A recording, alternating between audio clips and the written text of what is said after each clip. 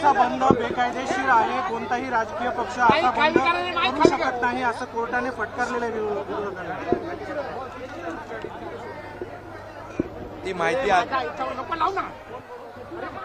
ती माहिती आताच आम्हाला कळाली। कोर्टाने बंद बेकायदेशीर ठरवल्याची बातमी आम्हाला आता माहीत पडली आहे। खरं म्हणजे यापूर्वी देखील न्यायालयाने अशा प्रकारच्या बंदबाबत निर्णय घेतले होते आणि दंडही लावले होते। त्यामुळे तरी सुद्धा विरोधी पक्ष बंद करण्याचा फार आग्रह धरला होता त्यांनी आणि या बंदमुळे सर्वसामान्य माणूसच शेवटी भरडला जातो आणि म्हणून कोर्टाने जो निर्णय दिलेला आहे त्याची अंमलबजावणी राज्य सरकार करेल एवढंच मी या प्रसंगी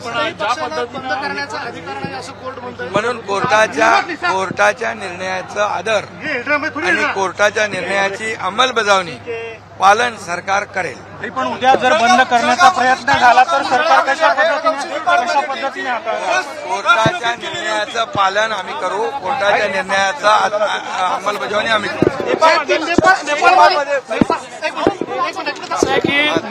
नेपाळमध्ये त्या ठिकाणी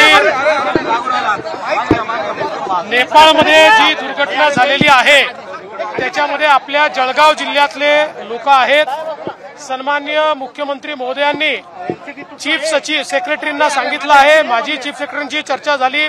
चीफ सेक्रेटरींनी त्या ठिकाणी उत्तर प्रदेशच्या चीफ सेक्रेटरीशी बोलणं केलं आहे। बॉर्डरवर आपले जे यूपी उत्तर प्रदेशचे जे सगळे अधिकारी आहेत त्यांच्यासोबत चर्चा झालेली आहे। मिनिस्ट्री ऑफ एक्सटर्नल अफेअर्सची चर्चा झालेली आहे। आपली जी काही या ठिकाणी डिझास्टर मॅनेजमेंट रूम आहे त्याचं कोऑर्डिनेशन आपण करून दिलेलं आहे।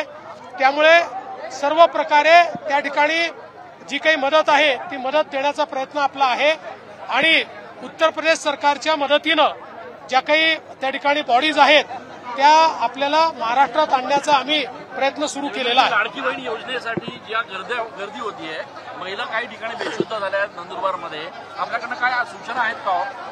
आता असं आहे की याच्यामध्ये गर्दी कमीत कमी व्हावी, म्हणजे चांगला नीट सुनियोजित कार्यक्रम व्हावा, पण कुठेही चेंगराचेंगरी होऊ नये असा प्रयत्न आमचा असेल। एबीपी माझा, उघडा डोळे बघा नीट।